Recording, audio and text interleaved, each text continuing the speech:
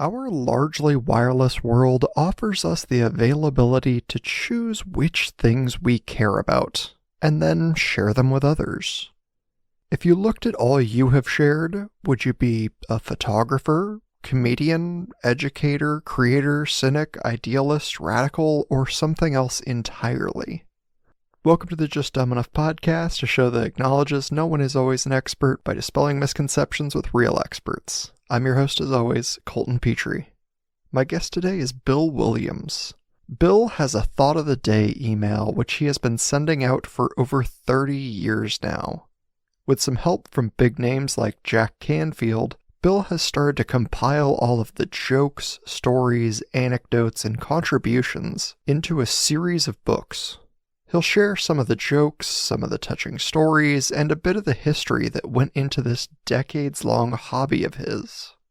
And speaking of other internet humor, I was recently on the Paddy Wagon podcast with Mike, the host. It was a super fun time discussing our misadventures and miscellaneous stories. Go check that out if you want some more quality entertainment. Otherwise, let's hear this collection.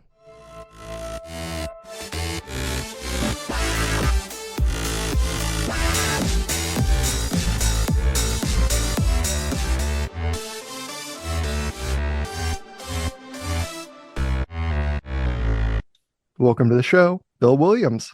Well, thank you, Colton. Appreciate the opportunity to be here. Yeah, I'm excited to have you on the show. Why don't you introduce yourself a little bit for the audience? Well, most people know me in the Midwest as a financial advisor, but right now I'm in the process of putting out a series of books on internet humor because I found that the internet was a great way to keep in touch with folks. And that's quite the rebranding from financial advisor to humorist. Well, in all honesty, most of my humor is from other sources. I'm a great compiler. Let's put it that way. That's just as valuable a skill as any other, especially when people, don't know where to look for it. So Right. what kind of got you started collecting these stories? Originally, I wasn't collecting them. I had a sales staff throughout the Midwest. Now, this was back in the 90s when you wanted to keep in touch, you had to carry a pager. And if your pager went off, you had to go try to find a payphone and hope you had enough quarters in your pocket to make the call. Email came out, and I thought, this looks like a good possibility for keeping in touch. So all my folks had it, but nobody ever used it because it was too new. So I said, well, I'm going to start sending out a thought every day. Might be important, it might be funny, it might be something, but you need to check it and see what it is. So this was back in the 90s. I started sending out a thought for the day. And most of it was humorous. And the nice part about it was a lot of these sales folks decided to spread the word to their clients and use them, and their sales shot up. So this worked. Then a lot of the clients said, hey, could we get on that list too? Hey, there was no postage involved in email, so why not? So my email list grew. And like I say, that was 30 years ago. And today I'm sending it out all over the US. I've got readers in Europe. I've got readers in Australia. I've got readers in India. So apparently people seem to like it. Certainly sounds like it. And it seems like one of those where the early days of email, you probably did a lot of typing to get all of these email addresses into the folders. Yeah, and I still do a fair share. And in the first days, basically, I was coming up with all of these things myself from this source and that source. And then people started saying, hey, I've got a great one for you. And they'd send it in. And more people started sending it in, and suddenly I had more than I could ever use. And now instead of coming up with stuff, I just have to be a good editor and find the best ones for the day. And right now I've probably got about 2,000 that I've never used yet. So I'm not running out of material. Wow. But I'm always open for more. No, that's amazing. I mean, is it one of those where you're like, I used to have to skim through a lot of potentially just kind of garbage that just floats around the internet? You're like, and now I have to read all of these stories and decide like which of them are the best to slot together. Well, you've got a point there because, yes, I do get a lot of stuff that goes out the door, and I do get a lot of duplicates. And the best part about it is I've got a pretty good memory for these things. So I can, yeah, I've seen that one before, so let's dispose of it. On the other hand, when I saw it 5 years ago, that might be worth using again. Well, and is there any that have like kind of become part of the routine where you're like, hey, once every 5 years, like this story is always in the mix? I won't say legitimately on a regular basis, but when holidays come around, I've got some really nice holiday things for just about every holiday out there. And so there are things that you can plan to see again next Christmas as well as this one. No, that's great. Because I imagine the one that really gets people, especially when they're having like a tough day, is the humor part of it, where you're like, here's just a little joke. Are there any of those that you've like, these are my favorites? Oh yeah, yeah. One of my favorites, and everybody seems to get a kick out of it, was this mother, Virginia, and her son, Jimmy. They were out grocery shopping, and they came home. Jimmy grabbed this bag of groceries and ran into the kitchen, dug through it, came out with a box of animal crackers, and immediately opened the box and started spreading them out all over the kitchen table. His mother came in and said, "Jimmy, what are you doing?" And he said, "Well, I saw in the box that it said you can't eat them if the seal is broken, so I'm looking for the seal." That's very good. Yeah, I mean, it's one of those things that, like, I know a quick joke will just make me smile regardless. And I think that's like a very powerful impact to have on people. Well, another one that I like was called The Origin of the White Wedding Dress. Boy asked his mother the following question: Mom, why are wedding dresses white? The mother looked at her son and said, Son, this shows your friends and relatives that your bride is pure. Boy thanked his mom and wanted to double check this with his father. Dad, why are wedding dresses white? Father looked at his son in surprise and said, Son, all kitchen appliances are white. That's a good one. That's funny. So, I mean, how many of these have you now like when people come up to you and they're like, "Hey, I'm going to tell you a joke." Do you usually have the punchline already done in your head by the time they start? If I do, I don't use it. It's just courteous. Yeah. And then I can smile and, yeah, I got that one. Okay. Because that would be mine is I'm like, "Oh yeah, I've heard this one before." But like you let them finish the joke just because, you're going to get a chuckle out of it or They whatever. may have But a different punchline. Who knows?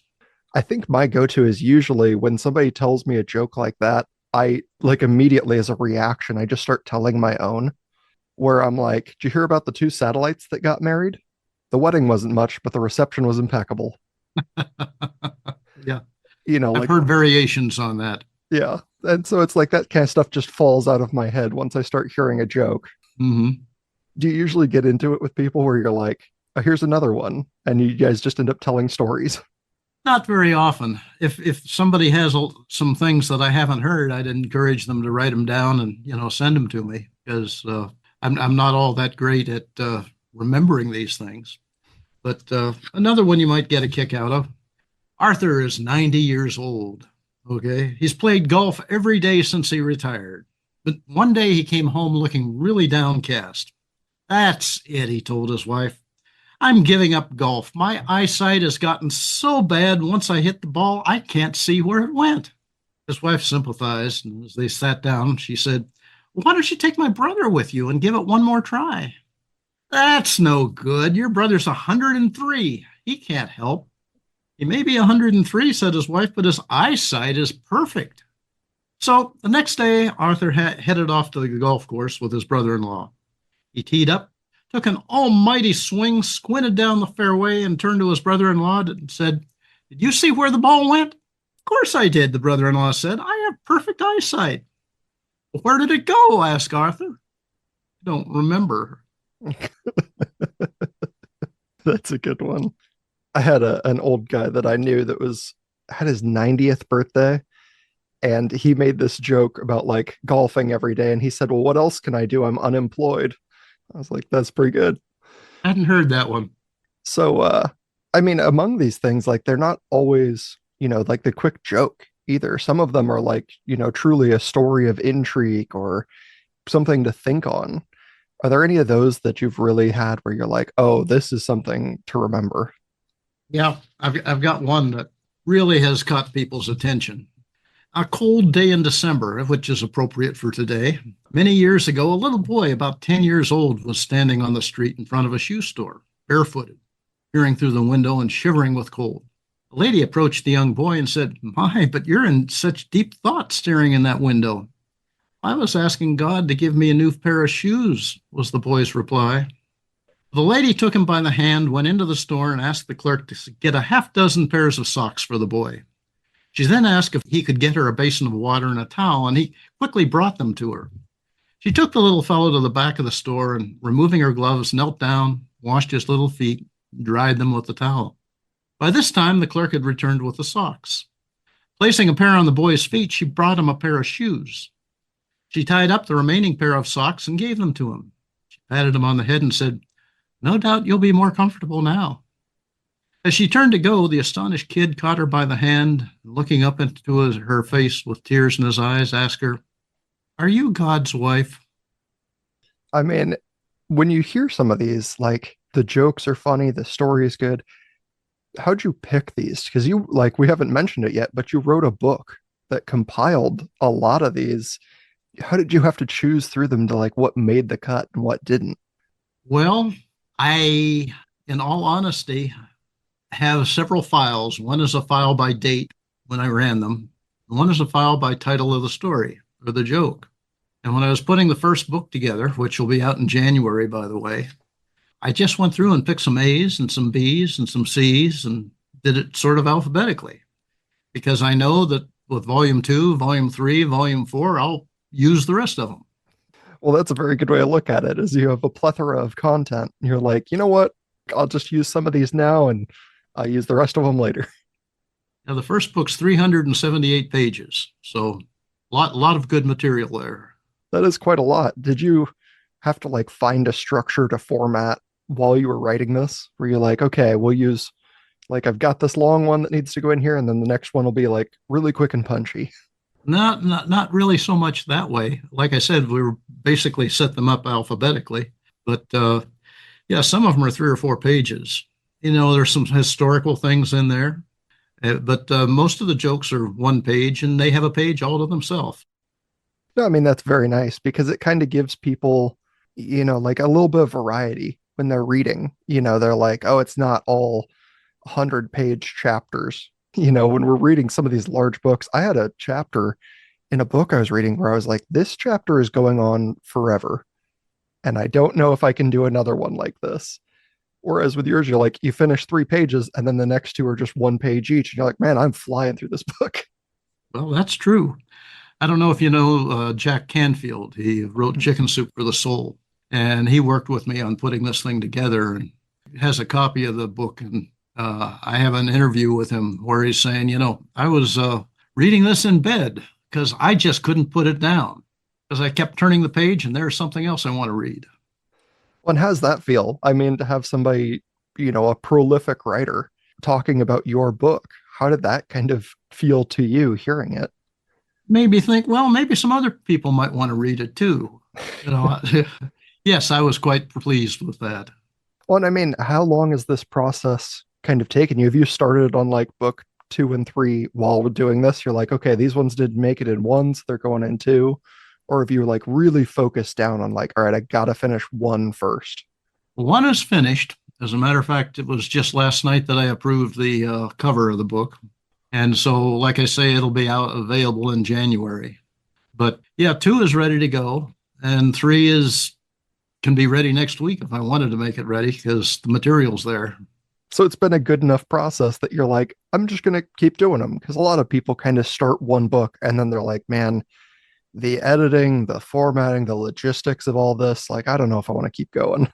I'm looking forward to, getting as many of these things as are appropriate into the series. And then what I'm looking at is going back and doing another series with a different format. One book will all be about kids. One book will all be about teachers. And one book will all be about aging. And those are probably the kids and aging are the two end bookends that everybody seems to be interested in. Well, I I would mean, say sex, but I'm not really using too much of that because I've got a pretty widespread audience. yeah, sometimes you got to censor them down where you're like, all right, this book has to be an all ages book. So I got to cut some of these very, very funny, but not appropriate jokes. Absolutely. I may have a book just like that too. Yeah. I mean, We hey, shall see. That'd probably be a bestseller. right? You're like, this is my 18 and up book, 14 and up, depending on your humor. No, I mean, I think that's great because people really do. especially when they want to get into something specific. Like it's really fun, I think, to have these books that, have a very wide variety. That's something I enjoy. Obviously, this show is a very wide variety of things. But a lot of people are like, oh, I want one that's just related to kids, or I want one that's just related to getting older, because like that's a very, specific market on its own where they're like, I'm going to buy this for my grandfather because he'll get a huge kick out of it. After I read it. Right. Yeah, obviously, you never give these books away without knowing what's inside them first. Right, right.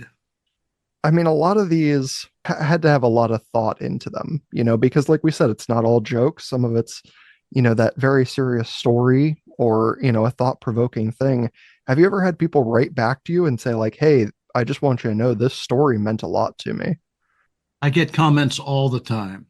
And as a matter of fact, Thanksgiving was last week, and I had an article about Thanksgiving. And it was a personal experience because I used to be a film producer and I was on location in Sweden over Thanksgiving. And my crew and I were thinking, gee whiz, what are we going to do for Thanksgiving dinner? We were staying at this really nice hotel in Gothenburg. And our client said, we want to make sure you have a great Thanksgiving dinner. Knowing that tea is not terribly common in Europe, I wondered how they were going to do this. So they had us all out there, and it was a very elaborate thing with these waiters in uniform and the whole thing. And they all came out, and down in front of each of my crew, they put a great big platter with a cover on it. And they all took the covers off, and there on the plate was a little tiny pigeon. And so I used that for my Thanksgiving story. And a friend and a reader in Germany wrote back and said, here's why you don't see turkey in Europe. And that came in Thanksgiving morning. So I edited it real quickly and sent it out Thanksgiving afternoon as an additional thought. Nice. What is the reason we don't see turkeys in Europe? Their refrigerators are too small, their ovens are too small, and if they had a turkey, they couldn't cook it because birds are too damn big for the turkey. And most of the apartments are too small, they don't have any storage space. As she pointed out, a goose is just the perfect size. Quite different from a turkey, especially here in America, where I heard somebody say, like, I'm looking for the biggest turkey I can find. And I was thinking to myself, like, I hope you're also looking for the largest oven you can find. Absolutely right. So, I mean, you've probably learned quite a lot from people like that over the years, too, where they like give their input. Cause, like you said, this has a global audience. Oh, absolutely. And, some of these things that people are sending me that I've used, one, a retired Navy officer sent me the now available war plans for the invasion of Japan. And I cut that down. It was wound up being about 4 or 5 pages, but it said what we had planned to do if we had to invade. And in reality, if we had, it would have been the worst battle we've ever had in our history because the Japanese were doing things that we didn't even know about. Prepare for that. And that was a very enlightening article. Well, I would expect so, especially, with me, like I'm a big history nerd. And so I'm like, I love hearing some of those things where I'm like, oh, wow, I never knew about this. Especially when you have insider knowledge where you're like, hey, this is a guy who was, part of it. Like he's on the inside. Yeah. Well, another one that you would probably like a lot, which also an aviation enthusiast. I got my pilot's license in high school and lived on an Air Force base most of my growing up years. But somebody sent me an article, which I was able to use on one of the big flying boats that Pan Am was using in the Pacific and before World War II. And one of them was flying out on a trip to Australia when World War II started. And they had a problem. Where are we going to land? Where is enemy territory and where isn't? And they got to Australia and they could not get back to the US by going back east. So they had to go around the world in this flying boat. And they made the first total circumference of the world in a flying boat, which meant they had to cross Africa looking for rivers big enough and just all sorts of things. And, what are you going to do with a plane that takes 12,000 gallons of fuel? People have to be able to land and be able to service the damn thing. And the story on that was just fascinating. Yeah, I imagine because you're like, If we're flying specifically like the equator line, you're like, there is a lot of this area that does not have a refueling station or service stations. Like, it's a lot of water. Yeah. And yeah, I guess the parts of Africa where you're like, do we have any water? Are we going to land in a river? Like, what are we doing? Oh, they landed in the Nile. They landed in the Red Sea. They landed in a couple of other places that you would never think about. Once they got to Africa, they couldn't get across the North Atlantic, so they went down and landed in the Amazon River and flew up the coast of South America to get to New York. I mean, that's it's a logistics problem that I could not imagine. But it also speaks to the passion of humanity. We as humans want to do the most impossible things where we're like, hey, has anybody ever done this? And they're like, well, no, because that would be a nightmare. And you're like, great, I'm going to do it. Write to me when you do. Right. I'm sure Bill would love to hear about it and he'll put it in the next book. But I mean, a lot of those also, just receiving these, especially if they've been on the email list since the 90s, like it has to be a welcome distraction because sometimes life is hard, and things happen that we just can't anticipate. And having something constant where you're like, oh, this thing that comes through every day or every week, like I know I can look at it and maybe it gives me a smile or a reprieve from my own thoughts or, something like that as well. And some of the folks have been contributing to me for decades. As a matter of fact, it's unfortunate, but I've lost a lot of my contributors, and I just got the word yesterday that one of the folks I've known for 50 years passed away last weekend, and he had been a regular contributor, and I'm going to miss him as a friend as well as a contributor. Well, I mean, that really becomes the social relationship. Yeah, like I would have never known some of these people, or I knew them, but not well. And then we started to share stories. And like this becomes a collection of personalities as much as it does the miscellaneous. And that's another thing I was thinking about, once we get through this, is putting out a book that is contributed to the one particular submitter, so they could have a book of their own. And you could very easily probably have a book that is about the contributors that you're like the people I've met along the way, the people who made this happen. Now, that is a very interesting thought. I had never thought of that, but yes, yes, I think I will put the word out and say, write me a story about you. Because you're like, these are the people like, they've been in the background the whole time and maybe you've been a part of their lives and you don't even know it. But you're like, Hmm. these are the people, and it keeps that same formatting where you're like, some of these are going to be long, some of them are going to be short. You're going to learn things you didn't know. Just the interest. I always love learning about people too. Absolutely. Yeah, that is an excellent idea. Thank you, Colton. I had not thought of that, but yes, Of course, you're very welcome. I hope you use it and it finds a lot of success. I hope so too. We'll have to have you back on to talk about the human intrigue of it all because that's a whole different story than like a collection of stories is a collection of people. Hmm. Like, Well, I have to get to work on that because there's a whole bunch of them out there. of course. So along this way, like your life has to have changed probably pretty drastically too, right? Like since the 90s, a lot of life events I'm sure have happened. Have you ever struggled to be like, I got to keep this thing going or I just need a break? Uh, it's interesting because I can use a break as a great source of material. Back in 2005, I have two daughters. They were both teenagers at the time. And I took them on a trip from Ohio out to the West Coast. And we hit about 10 different national parks. And I wrote a thought for the day on what we were doing every day. Just tell them what was going on and where we were and how we hit a deer in Utah and survived. And so that was, hey, material for the thought. The great misadventures of our trip. Right. Well, I mean, in that way, people have really come to know you like as a personality when you put very personal things in there.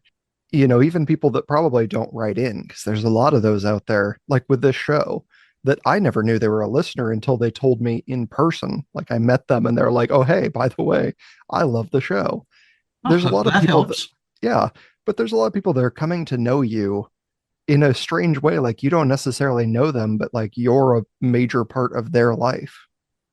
I never gave that a thought, in all honesty. But you're right, because I've got a lot of people on my list that I have no idea who they are or even where they are. And they're not people who will respond to any of the thoughts, but I see that they open their email every day, and be sort of interesting to know where they are and who they are and what they're doing. Because I've had that, and I think a lot of people, that reach out and touch a lot of other lives, like you, like me, like others. Every once in a while, I just stumble into somebody, and they're like, "Oh yeah, I've listened to every episode," and I have to like do the math in my head where I'm like, "I've done 200 plus episodes, and they average somewhere in the like 50 minutes a piece range. That means I've been in your life for like weeks worth of time."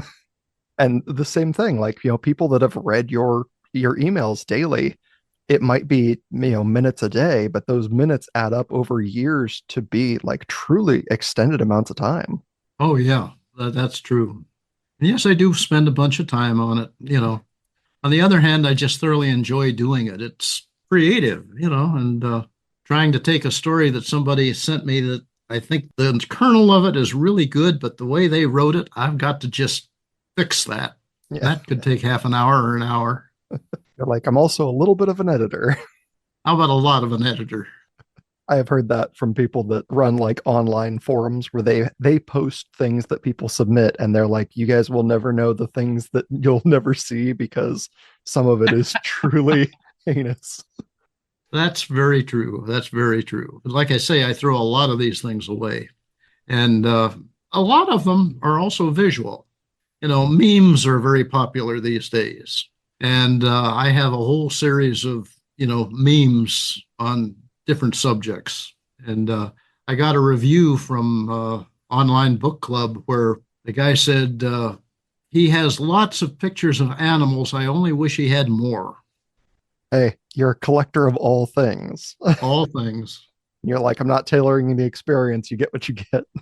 Next volume will have something different. Right. I mean, is there anything from these that you're like, when people ask you for snippets or things that you're like, oh, I most often share this thing? Uh, I've got a long one that I don't have, memorized, and I don't have it handy here, but it's about a little boy who had leukemia down in Phoenix, and he really, really wanted to be a fireman, but he was never going to make it because he was never going to recover. So his mother called the fire department and said, would it be possible for him to come down and look at the station? And they said, it will do more than that. They had a uniform made for him with his name on it, the whole bit. They took him for a ride for a week in all the different trucks and all. He got to do everything that they wanted to do. He was just in heaven. And of course, all the firemen thought he was the best thing that they'd ever seen. So when the end time came, he was in the hospital, and the nurse said, called his mother and said, better get down here because it's getting close. And the mother called the fire department. Could you send a couple guys over? He'd like to see them. He said, we'll do better than that. Tell the hospital that when they hear the sirens, there's not a problem. Tell us what room he's in and open the window. So they sent a ladder truck down with a whole bunch of firemen, and they all came into his room through the window. And he said to the firemen, am I a fireman yet? And they said, Jimmy, you're the chief. He said, I'm so pleased. And that night he passed away. Yeah, I saw that. It's in your book, as Am I a Fireman Yet? And I mean, what a story about like human compassion and the things we'll do for one another when given the chance. Now that can be a tearjerker. Yeah, no, of course. And that's a hard story, especially, when we talk about, sick children. I mean, like kids are my weakness in all things where I'm like, oh man, like if I see a sick kid, like there's no ends I won't go to make them feel better, even if it makes me look like the biggest clown in the universe. Which is not a bad thing to be. No, it's not. I did it once, back when I was a paramedic. And I tell this story usually as like the embarrassing side of me. Back when I was a paramedic, I got called to an incident where a woman's child had fallen and like it was a baby. And so I just focused in on the baby and I'm like, I'm going to spend all of my time thinking about this baby, trying to make sure like I can stop the crying, I can start some laughing. I did goofy things in the back of the ambulance with like blowing up gloves and making balloon animals. And like I was truly a clown in that moment where I'm like, my only job is to keep this kid happy because like the kid's okay, physically okay, but I understand the mom's panic and I want to Hmm. make sure like we get to the hospital and everything is checked out. And it wasn't until we dropped the baby off in the hospital with a doctor that the mom looked at me and she put her hand on my shoulder and she said, "Hey, it's really good to see you again." And I like had to blink a couple times and look at her and I realized like, oh, I went to high school with this person and I didn't realize it until this exact moment that like, oh no, I've known you forever. That's a very, very good story. Send it to me. Okay. But yeah, it was one of those like I just got red and I was like so embarrassed. But people have told me they're like, that's the best thing in that situation. And I'm like, it's just that's the life is sometimes you have no idea what you're doing until later. You're like, oops, made a goof. Well, we've got a little bit in common there because many years ago I wasn't an EMT because they never heard those initials, but I did drive an ambulance out in West Texas and got a bunch of stories on that too, but haven't used any of them in this because most of them aren't all that funny. Yeah. Yeah, that is truly the compilation I think I'll make one day is just all the stories from all the people I know that won't otherwise share their stories. Where I'm like, hey, tell me about this. It was super fascinating. And I'll probably put it together or make an episode out of it or something because they really are very interesting. They're just, sometimes a little bleak. Hmm. Absolutely. But is there anything that like really has stood out to you as a learning experience along the way? We talked about like getting these plans for the invasion of Japan or, any of this other knowledge where you're like, wow, I really learned something and I love to share it. That is a tough question because the short answer is yes. But then you're going to ask me to pull something out of my hat about what it was. And I could not do that if I had to, you know. No, I totally understand that because at this point, I've run the show for 3 years, and sometimes I don't know where I got information from, but it's like incredibly specific. And I just have to say to people when they're like, how do you know that? I'm like, I interviewed someone, and I'm not sure who, but I know one of them taught me this because it's not something I'd have ever found on my own. So, like, I can't imagine decades later, you're like, oh, yeah, half of my memory is made up of stuff that I learned from someone else, but I couldn't tell you where or when or if that's mine or theirs. Well, before I ever got into any of this stuff, I spent 30 or 20 years in Washington, D.C. as a communications consultant, doing motion pictures and television for trade associations and the government and all that sort of stuff. And when I get through with this series of books, I'm going to do another one called Tales from the Swamp with all the interesting governmental things that I had a chance to experience. Well, I'm sure you could do multiples, just off your life experiences, because again, like you have such a varied life where you're like, we're going to do one about government stories. We're going to do another about just being on set. Being on set for things, I think is probably a very different life than most people think, where they're like, oh, I saw the movie and it was very stern and serious. And you're like, yeah, but off the sidelines, like somebody was eating a sandwich and making a joke because they didn't need the audio for this segment. That's not uncommon, not uncommon at all. Oh, I know it. I have been on the sidelines a couple times, and that is like it's the most, focused but unserious group of people that I've ever met. Interesting because a lot of folks, not percentage wise, but numerically, are folks from the film and television industry and other authors that have frequently sent me material. Is that just like you've come to know them, or is it just sheer happenstance that they're like, oh, I just Well, got involved? uh, actually, no, I've known some of them for 40 years because, well, one guy's an author. He's got a bunch of books from out down in Florida, but he and I worked together on some magazine articles, and he did some writing for me. And we've just known each other and collaborated, I guess you would say. My editor for the magazine work that I did back in the 70s is a good friend and a major contributor to these things because Yes, he was an editor, but he's got all sorts of stories, and he's a major contributor in the first volume and probably the second, the third, and the fourth. And end up in the contributor volume. Yes, definitely. I mean, that's awesome. And you do have so much experience, in compiling these things and writing this book and, learning all these things. Do you have advice for people when they ask, like, oh, I'd love to do that? Or, how do you even get started? Do you have advice that you give people?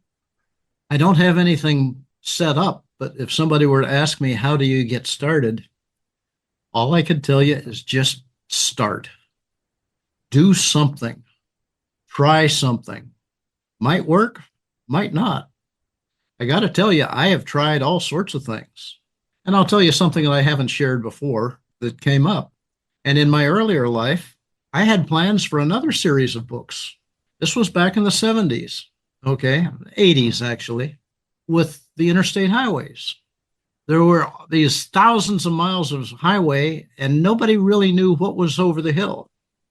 So I said, how about let's put out an interstate traveler's guide, which will take it exit by exit by exit and tell people what's there and how to get there and what things to look for, and set it up in a series of books that are just one book covers one interstate, another book covers another interstate.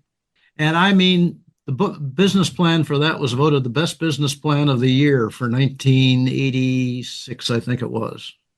And I had the first volume ready to go with major contributors and all that sort of stuff when something called GPS appeared on the scene. Mm. And the entire thing went down the tubes. Who needs that? We've got this little thing in the car. But, well, it was a great idea, but it proves the adage that, a good idea whose time has not come is a really bad idea. Yeah. I mean, it's one of those, like, I guess I'm the person that loves compilations of things. I would read a book that was just, I don't know how many highways there are or interstates in the US where it's like, I know they're numbered, but if it was just a book that said, like, this is 1 through 100, I'd be like, okay, sure. Like, I'll read this because, like, I want to know what the difference is between 1 and 2 and 3 and 4. And it doesn't matter to me necessarily that they are, geographically separated or anything like that. Like, I want to know how busy they are, if they were important, what the scenery is like. Well, at one time, I had in the basement of my house a diagram of every single interstate highway exchange in the country. Wow. Big stack of stuff. And if you want to know, they start down at the south with the low numbers, and the even numbers go east west, odd numbers go north south. The odd numbers start on the west coast with 1, 3, 5, and so on until you get up to 95 and 98, 97 on the east coast. And then if you have a 3-digit number, if it's an odd number, it's a short interstate going into a city. And if it's a 4-digit, it's typically going around the city. So you can tell by the number of digits it has, whether it's odd or even, by pick a number and you can tell almost where in the country it is. Interesting. I never thought about that because I'm like, I have driven for a long time where I am. I had to drive up north in Oregon. And so I'd take I-5 and then 205. But I never thought about, like, oh, they're both odd numbers, or this one has 3 digits, or what that meant. It was just like, yeah, those are the numbers. It is very logical. Interesting. Well, I mean, that shows a lot of planning, I guess, that I would not have otherwise considered. Because I'd have been like, yeah, they just named them or numbered them as they happened. They're like, 1 was the first one we did, and 2 is on the other side. But I mean, this collection of information, it must make you kind of the walking fun facts at any social gathering. My wife says I'm the most boring person in the world because I've always got a story. I was going to compare you to the most interesting man in the world commercials, where you're The like, problem is that my wife has heard the stories before. yeah, that could be it. Because she's like, oh man, if I hear another one of these, like, she's like, you can't tell the dog story anymore. I've heard it 5 times and I'm tired of it. Yes, yes, indeed. Well, that's her loss. But I guess she gets to hear all the same things that you have too, and that probably keeps the life between you very interesting. Where Well, you're like, I've always got a new story. well, yeah, I'm not sure she wants to hear them, but and it's interesting because we've been doing this for so many years, and People can still get on the email list. It's certainly not a problem. All they have to do is go to internet-humor.com and sign up. Still free, doesn't cost a dime, and you get something 5 days a week, sometimes six. All depends on how generous I feel. There you go. A bit of the Santa Claus spirit sometimes. Well, it's just that I have this story that's really good and I haven't used it yet, and so I'll put it out over the weekend. Yeah. No, I mean, I think that's great. So give people that web address one more time, and then we'll talk a little bit about, the book coming out. www.internet-humor.com. That's internet with a hyphen between internet and humor.com. And I will put that in the show notes. So if people just drop down into the description for this episode, it is clickable. You can just click on that and it will take you directly to the website. So that is an easy shortcut for you. Thank you very much. I appreciate it. No, of course. And then the book, we've talked about like its cover just got finalized. It's coming around in January. Is there like a way for people to pre-save this, or, people that obviously listen to this 2 months from now are going to know that it's out and they can just go find it? And I'll update this to have a link to the book so that it will also be in here. It's available, will be available on Amazon. It will be available on Goodreads. It will be available in all the major bookstores and the independent bookstores too. The title is 20 Years of Internet Humor and Some Other Interesting Things. Fantastic. I hope people look for it. They find it, order it. I think it's a great read. I got an advanced copy because I asked very, very nicely. But if you do pick this up, and I always make this plea with everyone that writes a book and comes on the show, is I'm like, look, if you pick up this book, please leave a good review for it. Because that or even a bad review, just any review. Let's face it, they count reviews by the weight. The number of reviews is what counts. Yeah. And if they're good, that's even better. Yes, there is so many statistics as to like where your book even gets measured. And somebody had told me once, I think it's until you get 20. 25. Oh, 25. 25 that, your book isn't even weighed against everything else. It gets pushed down in the lists and people have to find it manually. And so this is huge for authors, like yourself, that their readers actually do write a review, even if it's just like good, and then hit 5 stars and send it. And actually, they don't even have to write good. They can just hit stars. Oh. Okay. 1, 2, 3, 4, or 5. And that's considered a full review. Hey, there you go. I like it. I like that because it helps, people on all formats. If you find these things online, like comments help bring people up. Following things helps bring people up. Obviously like purchasing is great, but that review is like what drives the internet forward. Absolutely. Well, Bill, thank you so much for being here. This has been super fun. I've enjoyed it and I appreciate your time immensely. Bolton, I've had a ball. Thank you very much for the opportunity. Really do appreciate it. I think the real message here is collect what makes you happy and share it with others. In other news, December is rolling on and the rankings are as follows. Number 1, the United States, with Texas, California, and Virginia in the lead. Number 2, the United Kingdom, with England overtaking Scotland since last week. Number 3, Australia, with New South Wales leading the pack. Number 4, Ghana. And number 5, New Zealand, just barely beating Canada. That's it for this week. Have a great week, a great weekend, and I'll see you all back here next week for another new episode. Until that next episode, pretty pleased with all those things that really help the show grow, like rating, reviewing, liking, and subscribing. Also remember, you can reach out to dumbenoughpodcast@gmail.com or on any of the social media pages if you want to reach me personally. But most importantly, stay dumb.